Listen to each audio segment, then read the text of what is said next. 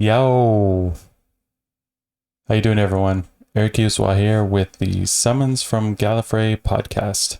This is a regular podcast that talks about Doctor Who and all of his adventures in time and space.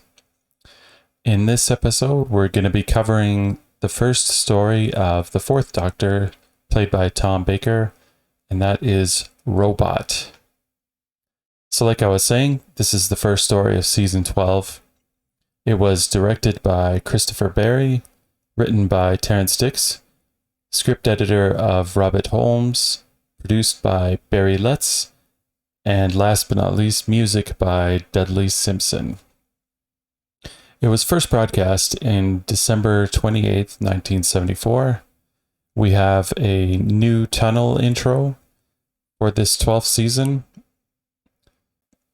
A favorite technique for the show is to couch the regeneration and the first stories with familiar elements for the audience. For William Hartnell, we had the companions of Ben and Polly guiding the viewer through the regeneration into Patrick Troughton. For Patrick Troughton, we had a familiarity with Unit to guide us into Pertwee's first story. So here again, we have Sarah Jane and Unit guiding us from John Pertwee into Tom Baker's first story. Barry Letts, who was the producer during most of the John Pertwee era since 1970, agreed to stay on to see the transition into this new Doctor. After Robot, Barry Letts was replaced by Philip Hinchcliffe, following him in the producer role. Terrence Dix, who was also a longtime script editor, was leaving at the same time, with the job now falling onto the plate of Robert Holmes, who had written several Doctor Who stories, including John Pertwee's first story, as you might remember, Spearhead from Space. The initial ideas of Robot were inspired from King Kong, and we'll definitely dig into that when we get there. The first few drafts of the script were written before Tom Baker was cast in the role, and there were rumors at the time that the part was going to be given to an older actor. So in order to handle the action sequences, they decided to come up with a younger part to take on that responsibility. Enter Harry Sullivan. But as the production grew closer and Tom Baker taking the role, more of Harry's action was either taken by Sarah Jane or by the Doctor himself, leaving Harry Sullivan with very little to do throughout these 4 episodes. Tom Baker himself is a story of a case of you never know until you try. After a few movies in the early 1970s, Tom had no acting work and was relying on construction at the time, kind of similar to Harrison Ford's story and Star Wars. He wrote to Bill Slater, the head of serials at the BBC, asking for work. Bill passed his name on to Barry Letts, who had seen The Golden Voyage of Sinbad, and jumped at the chance to hire Tom. And the rest is history. He would be the 4th Doctor for 7 years, which is the longest of any other Doctor. So with that intro out of the way, let's get started right in the synopsis. Episode 1. We start right at the tail end of Planet of the Spiders. The Doctor regenerates into Tom Baker. The Brigadier picks up the phone and calls for a medic. Enter Dr. Harry Sullivan, while Sarah Jane is kneeling next to the Doctor. The Doctor sits up and tries to reassure him that things are fine, but he's talking almost nonsense. He's pretty manic. Dr. Harry Sullivan reports to the lab and heads to the Doctor to take a cursory look. Meanwhile, Sergeant Benton comes in with a report for the Brigadier. He can't help but notice that the Doctor has regenerated, which is of course confirmed by the Brigadier. Sullivan orders the Doctor to be taken to sick bay for examination. The Brigadier makes a remark that everything is pretty quiet, which of course jinxes everything. Thanks a lot, Brigadier. We cut to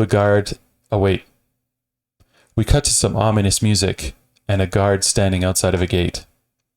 We're seeing things through the eyes of something else. Imagine that we're looking through a plastic visor with the screen divided up into a grid. In front of us, we're looking at 2 claw-like hands, which are always in view. The guard notices us but doesn't do anything until we're right on top of him. He pulls out a gun, but our claw kills him right away, and then they tear through an electrified fence with ease. We keep moving towards this top secret building very, very slowly and smash through a door. Inside the room, we're walking towards a safe as our pincer hands are going crazy. Our claw pulls open the safe and we grab a folder marked Top Secret. Thank goodness. Cut to Unit HQ with the Brigadier and Sarah Jane. The Brigadier reveals that the stolen plans are from some new top secret weaponry called a disintegrator gun. The Brigadier figures it was a small commando squad, as there were some heavy vehicle tracks found nearby.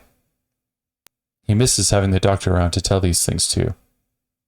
Sarah Jane then changes the topic to ask the Brigadier for a unit-endorsed visitor's pass to get her into a research think tank called Think Tank. He agrees, and they leave to go to his office. Sarah Jane brings up some concerns about Harry Sullivan being old-fashioned, but the Brigadier vouches for him. Just after they walk past in the hallway, we see the doctor sneaking behind them to get into the lab carrying his boots. He's looking around the lab and he spots the TARDIS.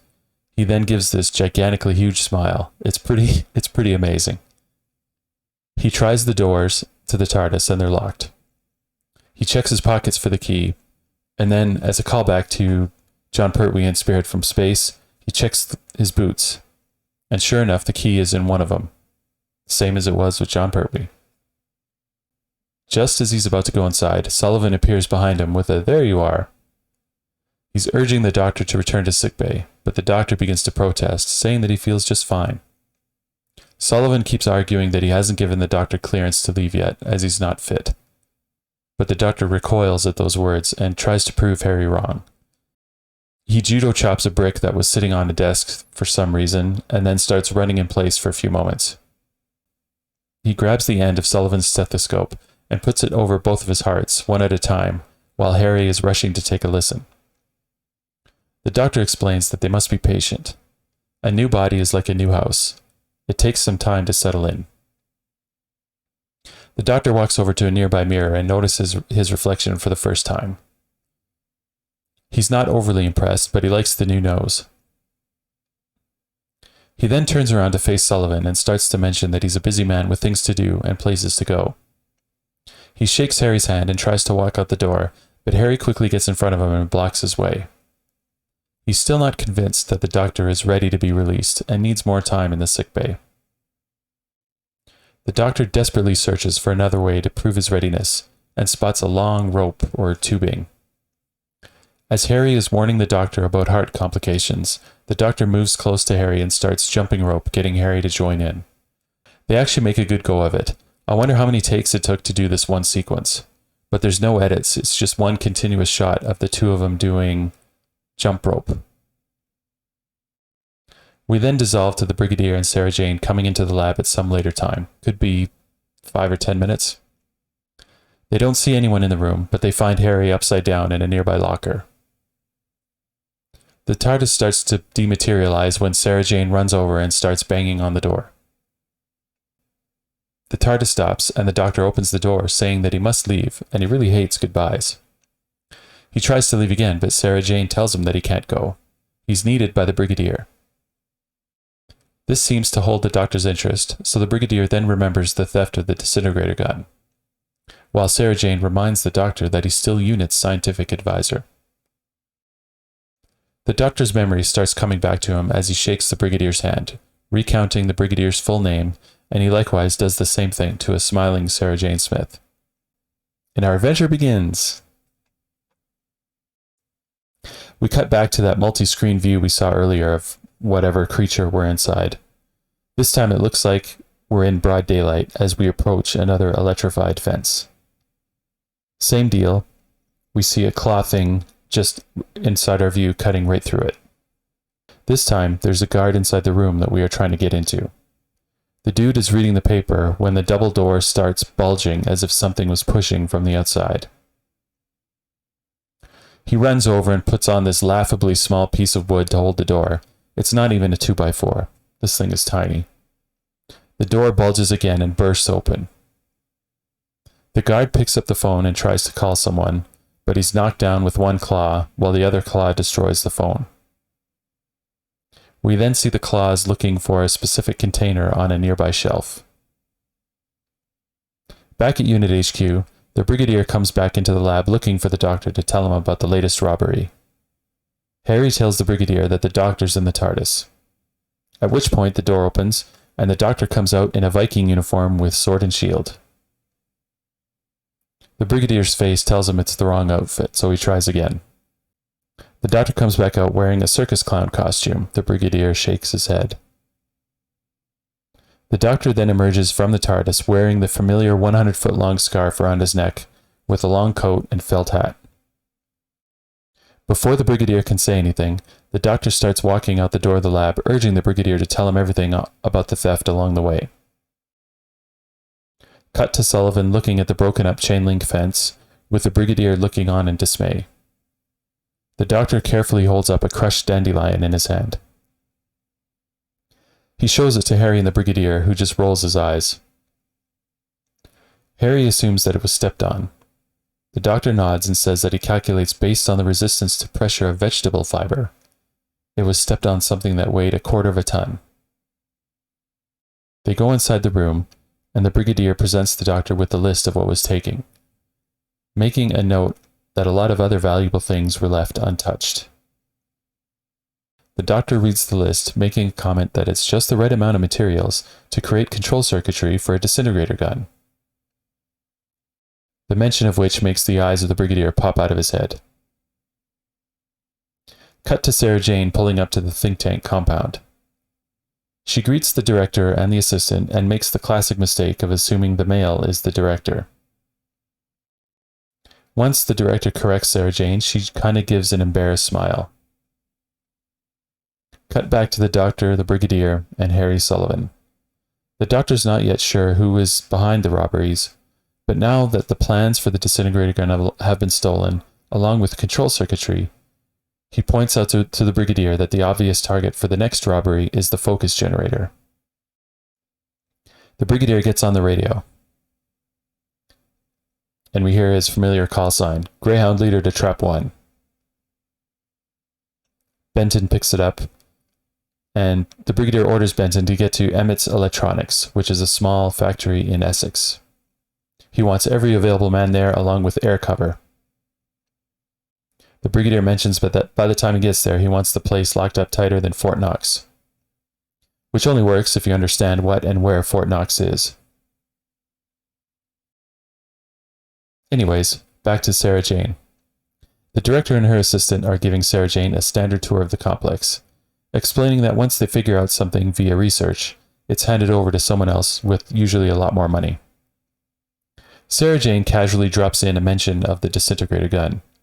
The director smiles, but makes an observation that Sarah Jane shouldn't know about the gun.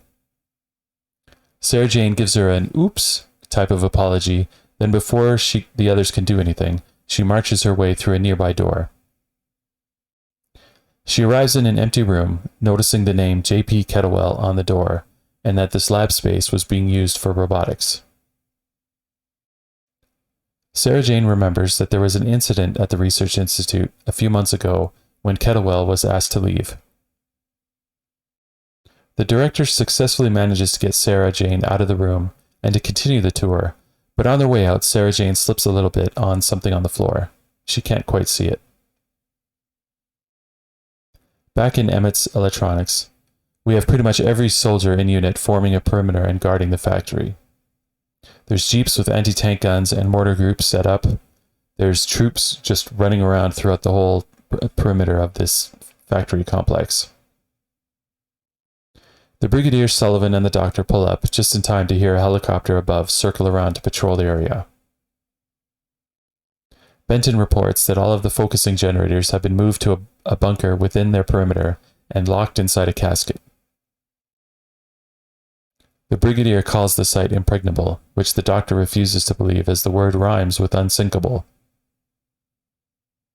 The Doctor mentions that they've forgotten to cover one direction, from below.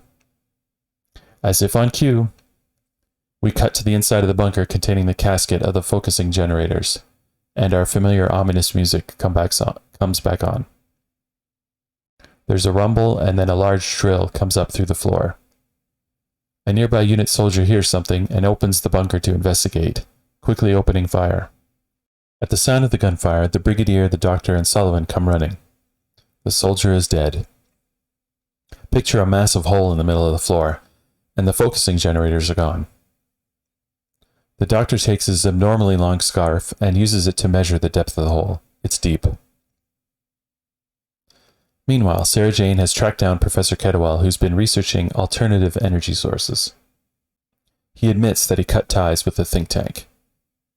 When Sarah Jane asks him about the possibility of someone continuing his work in robotics without him, he states that nobody else would be able to, as he's the only one good enough. He then ends the conversation and her visit. Sarah Jane gets back out to her car, and then she has an idea. She pulls out her visitor's pass to the think tank, and conveniently enough, it's valid until 4 p.m. of that day.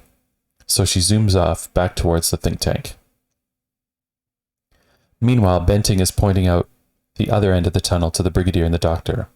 It's not a proper tunnel, meaning that whoever used it wouldn't be able to breathe. The doctor makes a comment that perhaps whoever used the tunnel didn't need to breathe. Back at the think tank, Sarah Jane is bluffing her way past the guard with the help of the pass. While the guard goes off to make a phone call, Sarah Jane sneaks out of her car and climbs a nearby wall to get into the grounds of the think tank. Her goal is to get another look at that empty lab space that Kettlewell was using. She finds her way back to the lab and confirms that what she slipped on earlier was a puddle of oil on the ground. Suddenly, a nearby door opens, and a giant robot is staring down at her. It starts walking towards Sarah Jane, asking who she is and why she's there. Sarah Jane just keeps backing away as the robot gets closer and closer. Cliffhanger! Episode 2. Sarah Jane manages to get out of the door and runs right into the director. She starts to warn her about the robot, but the director calmly assures her that there's nothing to worry about. When they heard that Sarah Jane had returned, she and her assistant assumed that it was to try and see the robot, so they arranged for it. They called it a little joke. Sarah Jane is calming down a little, but she wants to see the robot again. The director nods to her assistant. Meanwhile, the brigadier is throwing around ideas. He's still stumped. He suggests that there's another alien invasion force, but the doctor shoots down the theory. Why would aliens invade to steal a weapon? Theoretically, they'd already have technology that would be far superior. The brigadier then suggests enemy agents. The doctor admits that while enemy agents might steal the plans, why would they also steal the circuits and generators? Any foreign government would already have those. He's convinced that they're looking for a homegrown enemy, and one that's prepared to kill. Back at the think tank, the robot comes out again, announcing that it is a prototype. The director tells Sarah Jane it's voice-controlled, so Sarah Jane asks the robot its purpose. It begins to scroll through the dangerous human tasks that it might replace, such as mining, handling radioactive materials, stealing weapon plans. I'm kidding on that last one. Although it would have been funny if they put that in. Sarah Jane asks why all the secrecy and hiding from her first visit. The director bluntly tells her that it's still highly secret research. Sarah Jane apologizes, and the assistant gives her a smile that an apology isn't necessary. She was just following her instincts as a good journalist. I mean, talk about suspicious dialogue. This guy delivers it in such a creepy way. Sarah Jane asks him if the robot is dangerous. It could easily be used to hurt humans.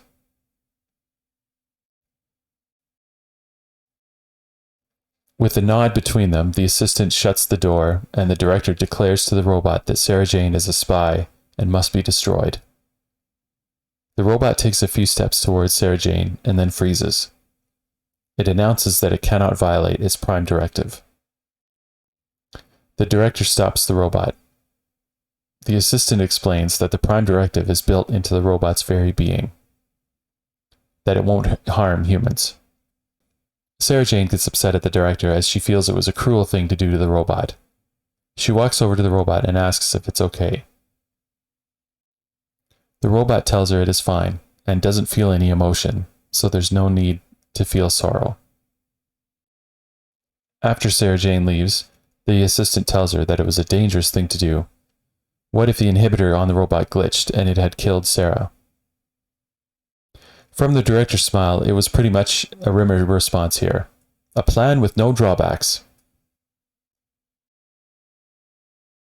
Back at Unit HQ, the doctor is tinkering with some electronics, trying to point out to the Brigadier that it shouldn't be hard to track down a group with a large amount of resources capable to find. And Sarah Jane finishes his sentence with a giant robot that's over 7 feet tall. Sarah Jane runs over to the Brigadier, telling him and the doctor that she's seen the robot and that something very odd is going on at the think tank. Back at the robot lab, the assistant and the director are performing some kind of operation on the robot's head. It's pitch black with a single light on them, so you know they're up to no good. The assistant is doing a few things to the robot's head with a screwdriver and then replaces the head back on the robot body. He comments that this isn't his field of expertise.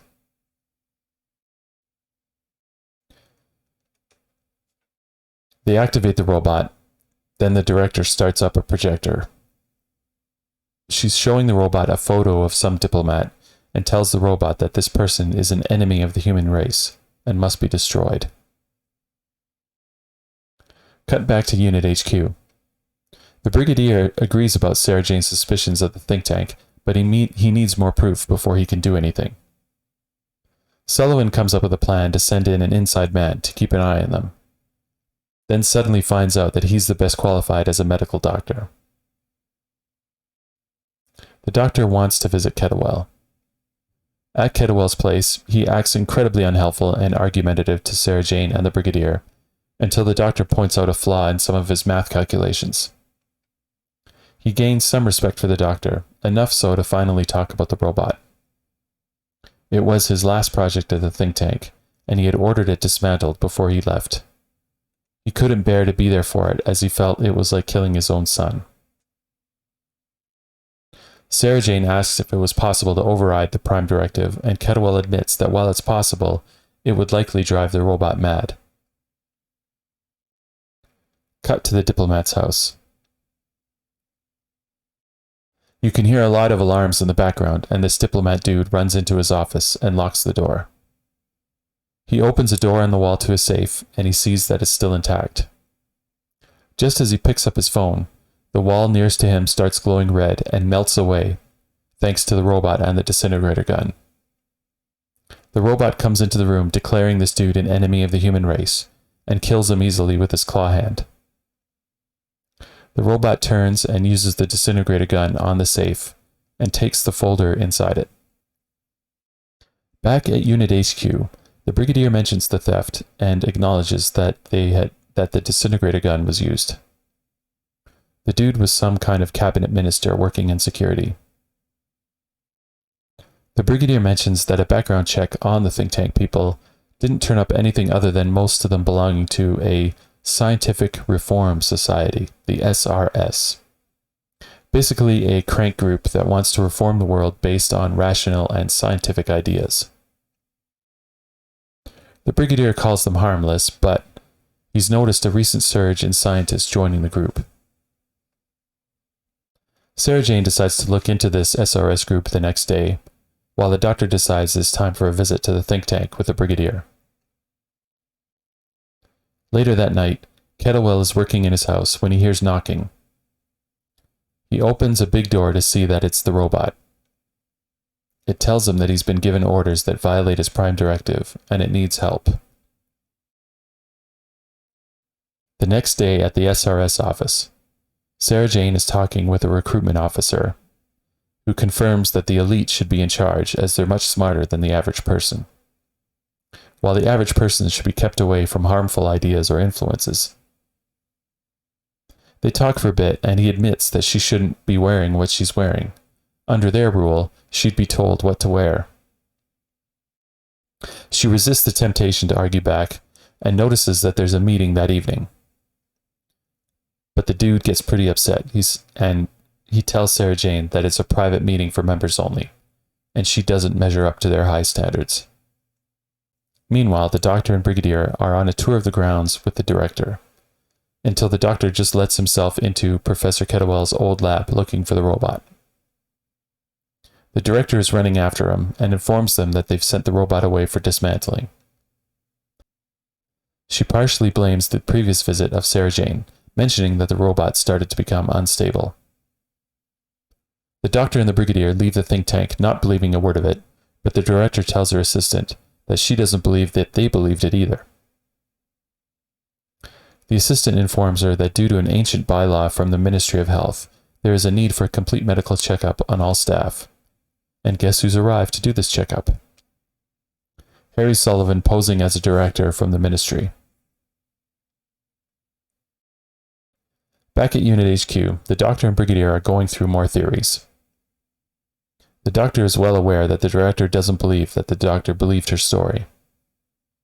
Either the robot has wandered off or they're hiding it. The Brigadier leaves the lab to try and convince the minister to let him raid the think tank. The phone rings in the lab, and the Doctor picks up.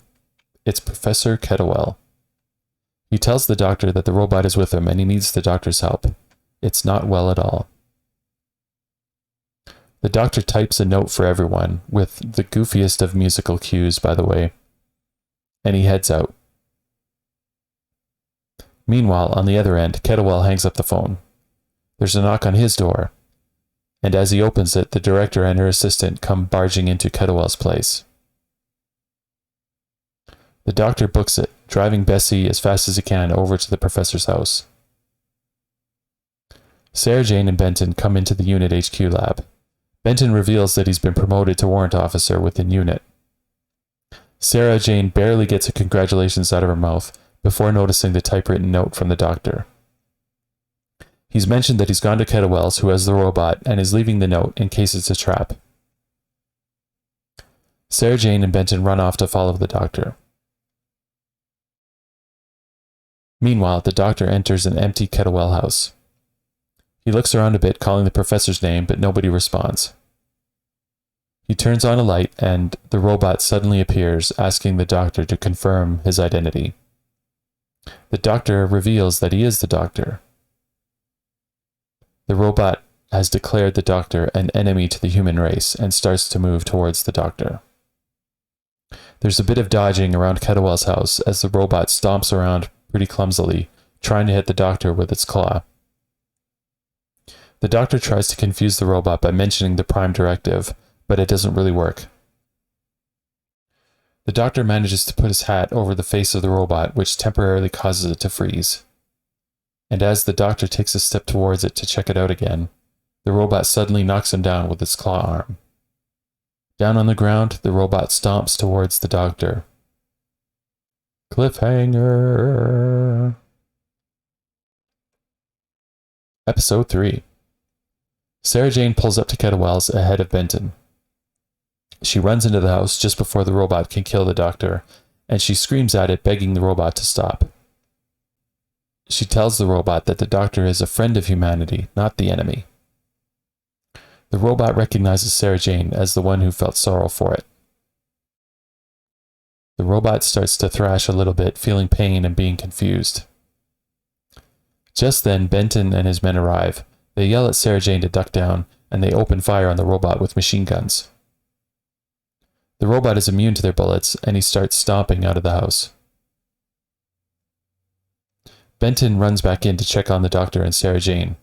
She's not too thrilled that they decided to shoot the robot, but she understands why. They hear a thumping sound. Benton opens a nearby cupboard, and a tied-up Professor Kettlewell falls out. Back at Unit HQ, Kettlewell is explaining that the robot came to him in terrible distress after being forced to kill another human, going against his Prime Directive. He explains that Miss Winters, the director, and the assistant came over while he was waiting for the Doctor. He protested, but they altered his programming again. Then tied up the professor and stuffed him into the cupboard.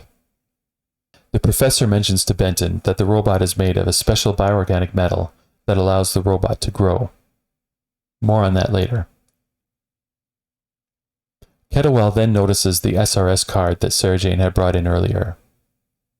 Turns out he's a member, but he only ever went to one meeting. Of course, this triggers a light bulb in Sarah Jane, and she suggests that they both go undercover to the meeting. The professor can sneak her in, and she'll bring a recorder for evidence to give to the brigadier. Benton tries to stop them, but since they're not actual members of UNIT, he's got no real power. At the SRS meeting, the director's assistant is at the door checking membership cards. He of course recognizes Kettlewell, but he lets him in. Back at Unit HQ, the brigadier is furious at Benton, but changes the topic quickly when Benton points out that they're not really attached to UNIT, and what would the brigadier do? He's annoyed that he hasn't yet gotten the permission from the minister, but the doctor walks into the room convinced that they have to make a room. He's annoyed that he hasn't yet gotten the permission from the minister, but the doctor walks into the room convinced that they have to make a move. He's worked it out while he was unconscious. The recently killed minister had a file of secrets on USA, Russia, and China. It contains some nuclear missile codes from each of those countries. Basically, this group that took the codes now have the ability to blackmail the world. The brigadier tells the doctor about the SRS meeting and how Sarah Jane has gone off with Kettlewell. The doctor is furious that they let Kettlewell go. Meanwhile, at the secret meeting, Kettlewell is opening a side door to let Sarah Jane inside. He tells her that he's found a spot where she can hide. Sarah Jane is hidden behind some obvious crates, recording the meeting while she overhears the director shouting at the crowd how their years of meticulous planning is just about to pay off. I mean, she's practically right in front of the director. It's... anyways, if you see it, you would just shake your head. The director says that they owe it all to one man who had the creative genius to see it all through. And guess who that one man is? Go on, guess. Yes, it's Kettlewell. Ah! Big shocker. Kettlewell comes on stage with a small gasp from Sarah Jane. The director announces that Kettlewell has given them the symbol and emblem of their new world order. She pulls open a curtain to reveal the robot. The crowd, of maybe 15 people max, gasp at this. I'd say it's more like 10. Meanwhile, the doctor is outside trying to bluff his way past the door guard. He's emptying his pockets, claiming to look for the SRS pass. It's not working, and eventually, as the guard tries to take a swing at the doctor, he trips on the doctor's long scarf. Back in the meeting, the director shouts that with the help of Robot, it will seek out and destroy their enemies. At the phrase, seek out and destroy, the robot comes to life. It starts to stomp towards the obvious pile of crates that Sarah Jane is hiding behind. It slowly stomps closer and finally knocks over the crates to reveal Sarah Jane. Just then, the doctor comes into the room and tries to entertain the meeting crowd with some jokes and card tricks. It gets a few laughs, but the director orders the nearby guards to grab the doctor. As he's being held, the doctor asks the professor why he's doing this. He says that for years his pleas to save the planet from man's wasteful arrogance has been falling on deaf ears. He wants to change that. He only wants the doctor and Sarah Jane locked up, but the director orders them both killed. Just then, the brigadier and Benton storm into the meeting room firing some warning shots. In the confusion, the doctor falls over a table playing dead, while the director grabs Sarah Jane and uses her as a shield. The director, Sarah Jane, the assistant, Kettlewell, and the robot make their way out of the meeting hall to their truck, using both the robot and Sarah Jane as a shield. The unit soldiers are firing at them anyways, completely missing the assistant, he's like 3 steps behind the robot, so he's pretty much a wide open target. It's like the unit soldiers basically have Empire Stormtrooper accuracy at this point. There's tons of bullets flying around. The director and Kettlewell herd Sarah Jane into a moving truck, as the assistant helps the stomping robot into the back, and then they drive off. I'm saying stomping robot a lot, by the way, because this robot moves very, very slowly. It just kind of stomps. Well, it doesn't kind of. It does stomp, stomp, stomp. Anyways, it moves pretty slowly, really slowly. The Brigadier and Benton return inside the hall to talk to the doctor. He tells them that it had to be Kettlewell, since he's the only one that could have reprogrammed the robot. He faked being injured and tied up in the cupboard to gain Unit's confidence. Now they have Sarah Jane and the nuclear codes. They have to find them fast. The Brigadier suddenly gets a call from Sullivan, who's still at the think tank. He reports that the group is pulling out to some kind of bunker, but can't say much more because he's suddenly knocked unconscious by the director's assistant. The Brigadier mentions to the doctor about the bunker. We then cut to the doctor and Brigadier driving in Bessie, followed by Benton with unit troops in a transport truck. They pull up to a bunker that the think tank had built just before the Cold War. They stop their vehicles and they start to make their way up a small hill towards the bunker. Inside, the director and the assistant are watching Unit advance on some security cameras. The director enables the automated defenses, and some machine guns start firing at the Unit soldiers. They miss only because the doctor warned everyone just moments before. The director then radios the Brigadier. They've already sent their list of demands to the governments around the world. The Brigadier hangs up, then tells Benton to grab some grenades and take out the machine gun nests. The Unit soldiers blow up the few machine guns, and then the doctor uses his sonic screwdriver to send out a high-pitched sound, which explodes some landmines that were laid near the bunker entrance. The doctor and the Unit soldiers then get to the bunker doors, which are sealed shut. The doctor uses another attachment on his sonic screwdriver to start cutting through the door lock. Picture Qui-Gon Jinn when he was shoving his lightsaber into the bridge doors at the beginning of Phantom Menace. That's what the doctor's doing to these doors. Inside the bunker, the director orders the professor to start working on using the nuclear codes, while they send out the robot armed with a disintegrator gun to deal with Unit. The assistant runs into the storage room where Harry and Sarah Jane are being held and pulls out the disintegrator gun. He fits it onto the robot's arm and tells it that the enemies of humanity are outside and need to be destroyed. Sarah Jane is trying to stop the robot, but it stomps towards the bunker doors. On the other side, the doctor is close to getting inside when he feels the doors opening. Unit and the doctor all fall back down the hill behind their trucks as the robot comes out. A single soldier left on the field starts firing at the robot, but it turns towards him and kills him instantly with the disintegrator gun. A tank pulls up to the bunker and starts to turn its turret towards the robot. But before it can shoot, the robot disintegrates the tank. The robot shouts out to them all, saying, "Go! Go now, or I will destroy you." Cliffhanger! Episode 4. Here's the finale, folks. The director is watching the robot on the monitors and smiles in satisfaction. She walks over to Kettlewell to check on him. He asks her if they're really going to use the nuclear codes or if they're going to surrender. She definitely wants to fire those missiles.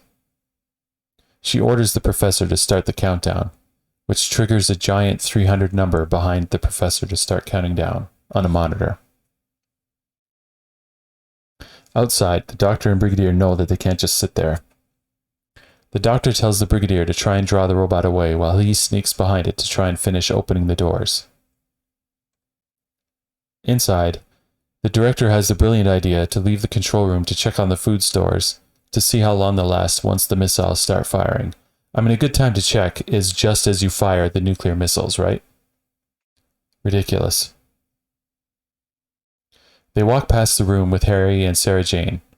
The director admits that they're useless as hostages, but they'll kill them later. Back in the control room, Kettlewell starts to get just as conflicted as the robot is.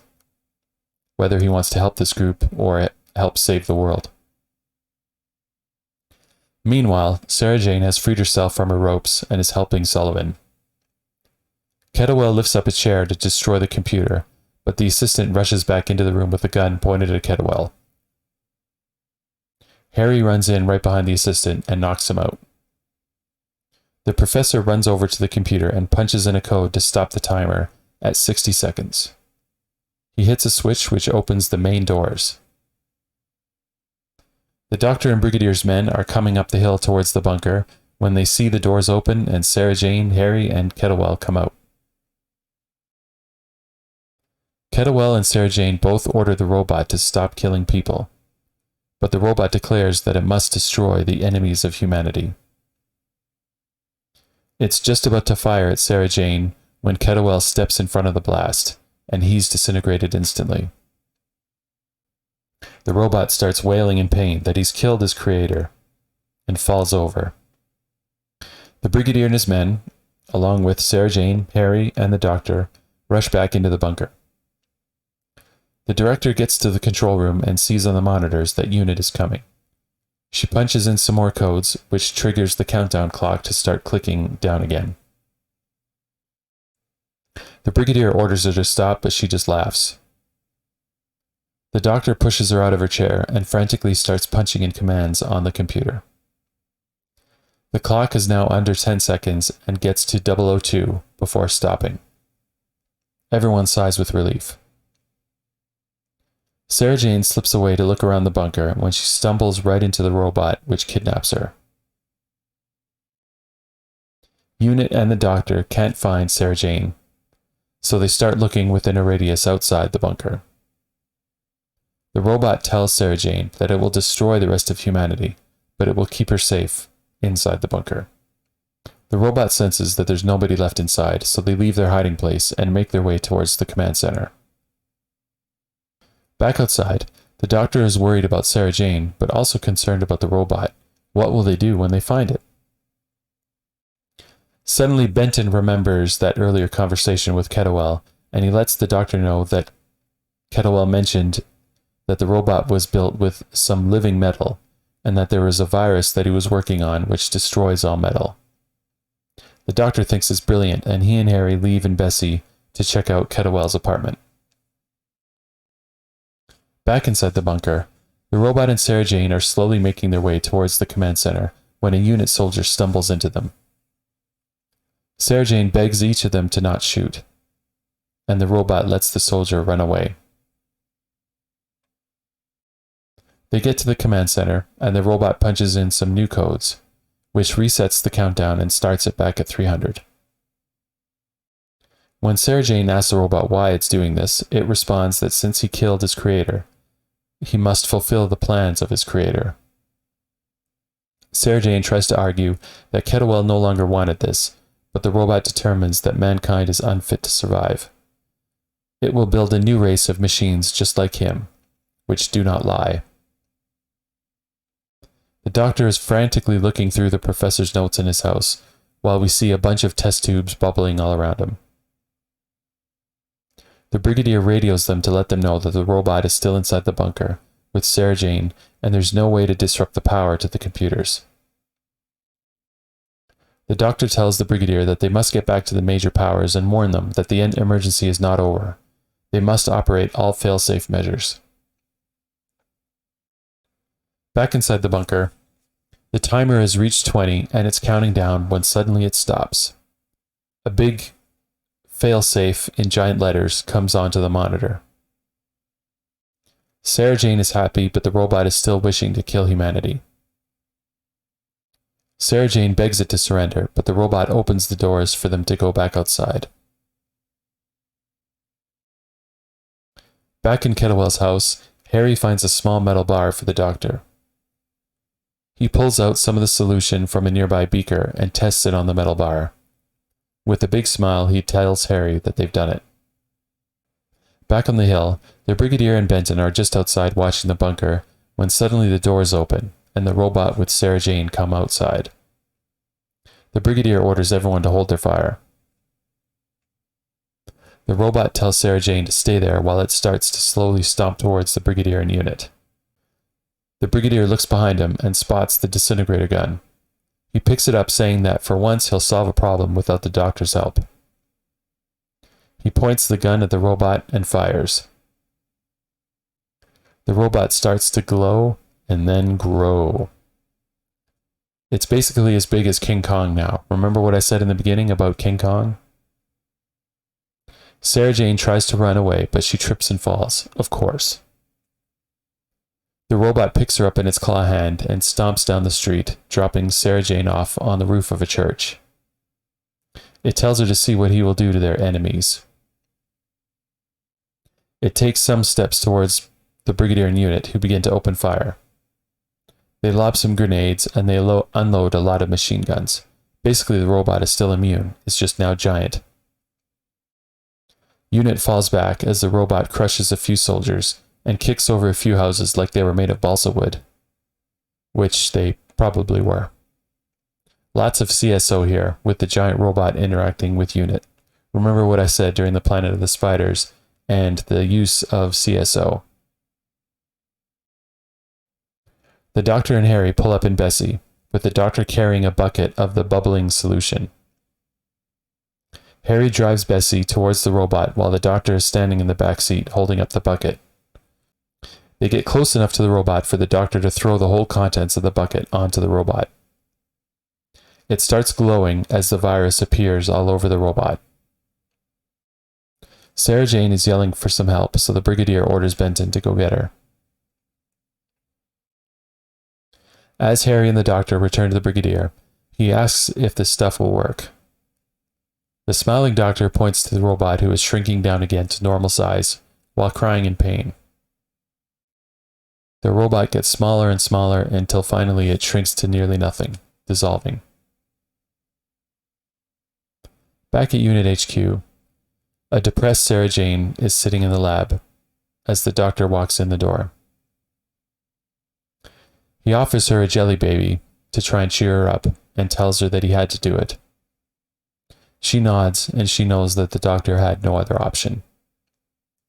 He then tells her that they both need a change of scenery. He's leaving in the TARDIS, and he wants her company. She agrees when suddenly Harry Sullivan walks into the lab, curious what they're up to. The Doctor convinces the old-fashioned Harry to step into the TARDIS, and away they all go. The TARDIS dematerializes just as the Brigadier comes back to the room. And that is the end of Robot, my friends. What did you think of that story? Well, let's go through the numbers. Let's see what the people thought at the time.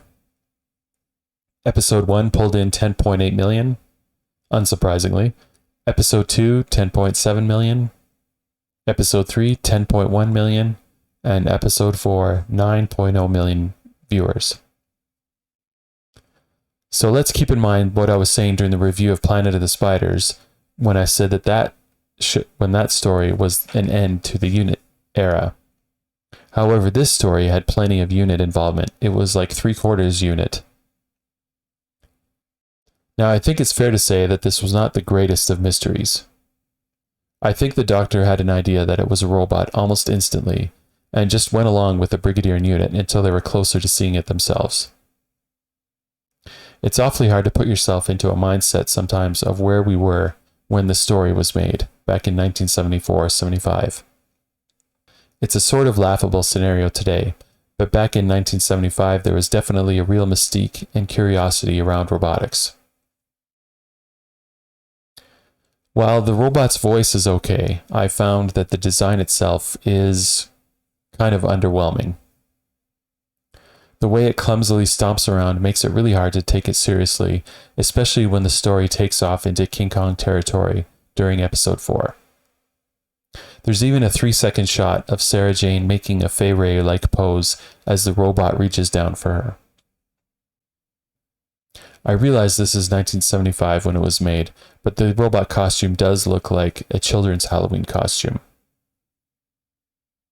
Speaking of robots and prime directives, I thought it'd be relevant to include Isaac Asimov's originally drafted 3 Laws of Robotics from his 1942 short story called Runaround. The first law: A robot may not injure a human being or through inaction allow a human being to come to harm. Second law. A robot must obey the orders given to it by human beings except when it violates the first law. And the third law. A robot must protect its own existence as long as such protection does not violate the first or second laws. Speaking of runaround, if you can find the entry for it in the Wikipedia, you might notice that the illustration of the story looks a little familiar. Now, a humanoid robot is a humanoid robot. There's only so many designs you can come up with. But maybe the design for this robot in Doctor Who was a nod to this illustration? No idea. Back to the actual Doctor. Compared to the first episode of Spearhead from Space, where it took most of episode 1 for John Pertwee to be up and about, with the Doctor even hiding under bed covers for most of that. In this story, the transition of the Doctor after the regeneration is fast. They spend maybe the first 10 or 15 minutes on him, and then it's right away into the mystery. I think it was a smart decision. The audience gets more of an idea of this new Doctor via the way he and the Brigadier are tackling the case. In other words, they create a show, don't tell type of situation. Robot is a good story for Tom Baker as he nails the Doctor pretty hard on the very first one. He's got a sense of humor, he's action-driven and loaded with curiosity, but also very serious. Sarah Jane is really showing off why she's so loved by the fans, pulling off a good deal of work here. She was really busy working independently quite a bit from the Doctor and the Brigadier until the end when they needed each other.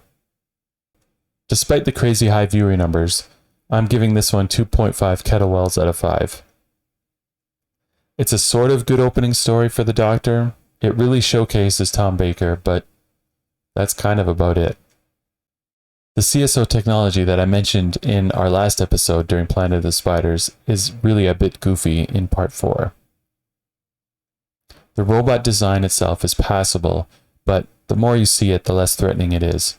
I think it worked really well during episodes 1 and 2 when you didn't see the robot. On the topic of the SRS group, which uses a very Germanic font typeface, I might add, is laughably small. Again, we get the lines from the Brigadier about how membership has been swelling, but then in the confrontation at the meeting hall, we see maybe 10 people tops. There's a shot of them running away when Unit arrives, but you can almost imagine that it's a trick shot, where they've got a group of people running out some doors and then quickly looping back in front of the camera, again to make the escaping crowd look way bigger than it is. Again, part of the charm of Doctor Who is letting your imagination take over and fill in bits of the story. I'm really trying to tone down my inner critic. The idea of a mystery for the Doctor's first story is a really good one. It's a great way of putting the Doctor right into things as fast as possible. It's also a smart story move to surround the Doctor with people who are slightly familiar with the regeneration process, so that we don't have to go through the same, "What's happening? Is that the real Doctor?" kind of questions again that we went through in the beginning of Spearhead from Space. Sarah Jane is presented in her usual smart self. Unit does get a lot of work in this story. And as with all Unit stories, there's always one focus soldier that always zigs instead of zags and gets killed. Every single time. The other thing I really liked about Robot was that there was a great synergy between Sarah Jane and the Doctor. It was a good showcase of how each of them worked independently and then came together near the end of the story to work on solving the thing. I think it was a great story for that. So what did you think of Robot? Would you come up with anything differently to introduce the fourth Doctor? Was it really obvious that it was Kettlewell from the beginning? Were you also thinking it was a robot almost right away? Anyways, that's it for me. My name is Eric, and this has been Summons from Gallifrey, where we've covered Robot. Tune in next time when we catapult 7 years forward to Tom Baker's final episode called Logopolis. I'm looking forward to that one. It's going to be good. Have a good day, everyone. Peace.